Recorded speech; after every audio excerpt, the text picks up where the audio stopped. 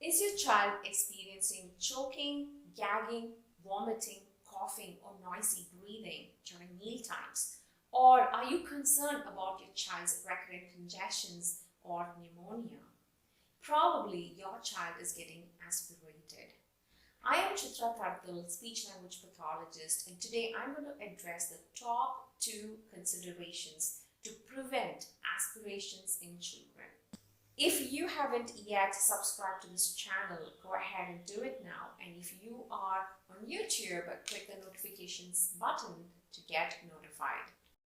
Aspiration occurs when food, drink, or gastric juices enter into the windpipe or the larynx or structures below the larynx instead of entering into the esophagus, also called as the food pipe.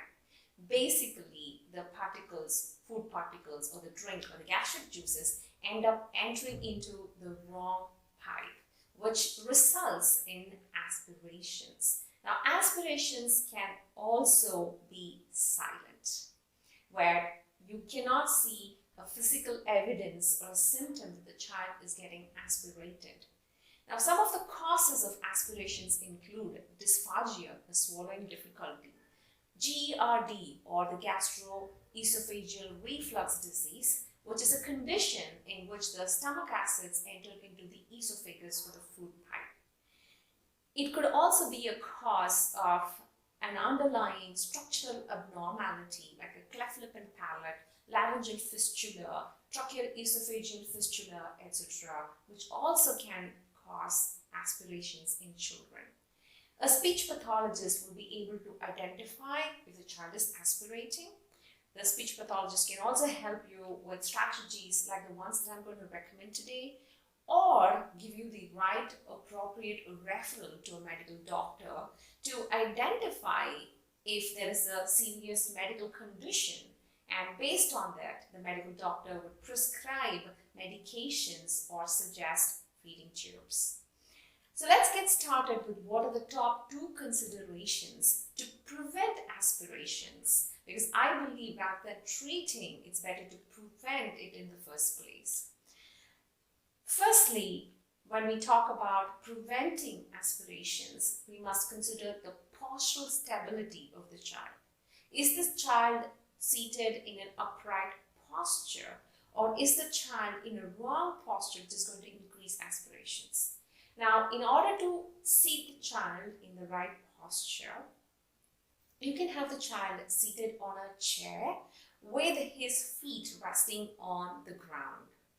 And from there, upward, I'm going to talk about different angles. So from the feet, at the level of the ankle, see to it there is an approximate 90-degree angle established. At the level of the knees, again there's a 90-degree angle established. At the level of the trunk and again at the level of the chin, there are approximately 90-degree angles maintained. So when I say 90-degree angles, it's not literally 90-degree angle because it's not possible approximate to 90-degree to help you understand visually what is the right seating posture, and which is why I'm using the 90-degree angle.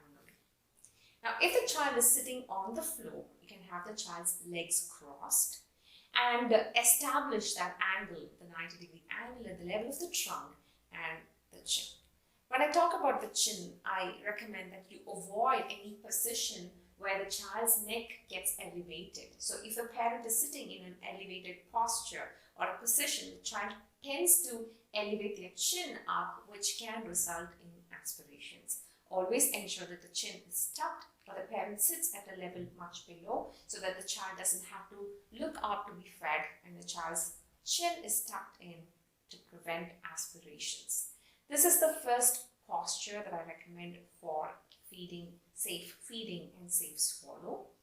The second posture that I recommend is a position where you have the child tilted towards one side in an elevated position where you place sufficient cushions and the child is in an elevated posture and tilted towards an angle towards one side, and this will also prevent aspirations. Now, what if a child is not able to do this on their own? You will have to provide support using cushions and pillows, be it on the chair, on the floor, or in the tilted posture. So that is the recommendation for postural stability. Now, when a child is able to sustain an upright posture, their breath support is also adequate for feeding. Now, when we breathe and we eat, we do this simultaneously together at the same time. We eat, we swallow, we breathe. It happens together. We don't do it separately. They happen in conjunction with each other. They actually blend so well without any difficulties. That comes so easy for those who are typically developing. But for children who have underlying causes and other challenges with muscle tone, it can be a struggle. When the posture is maintained in an upright position, you're going to help the child to have adequate breath support for feeding. Because when the child is crouched down or when the child isn't able to maintain an upright posture, their breathing is also going to get affected, which will result in aspirations. Therefore, with postural stability, we are not only maintaining the posture to prevent aspirations, we are also maintaining upright posture for adequate breath support. So that's number one. Number two, what I'm going to talk to you about is the tools that you use in feeding intervention. Many times I see parents bring in tools that are not really matching the structural development of the child. For example, the cups that are used to drink from have a wide opening, which is literally as big as the child's face. And since the opening is way too big, there's a lot of spillage and also risk of aspiration. However, when you use a cup that is much smaller, when I talk about the cup smaller, I'm talking about the opening of the cup. And if it has a rim attached to it, then it becomes easier for the child to have better control, oral motor control, a better lip seal over the cup, which will prevent aspirations. And furthermore, when there is a rim, the fluid outflow is much more controlled and gets narrowed. So that is to do with a cup. The second tool that I'm going to address about is the spoon. Many times I see such big spoons used in the sessions, but a spoon as big as this can cause more aspirations because the child doesn't have adequate lip seal around it and it is too big for the child's mouth. However, a spoon size that is just right for the child's mouth can prevent aspirations.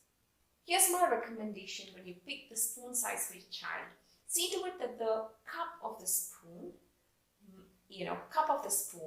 is matching the corners of the child's lips. It has to fit into the corners comfortably. That is the right spoon that you use in feeding intervention for a safe swallow.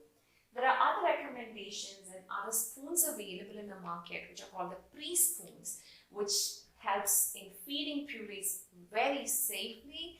One is because you will not be able to have a lot of puree on this. There could be only a very minimal amount of puree being scooped off the spoon, and also the textures on the spoon gives a better proprioceptive input and better oral motor control, which can prevent aspirations. So these are my top two recommendations. Number one, postural stability. Number two, using the right tools in feeding. If you like this video, go ahead and click the like button. And if you would like to consult with me or my team, visit www.dimensionstherapy.org.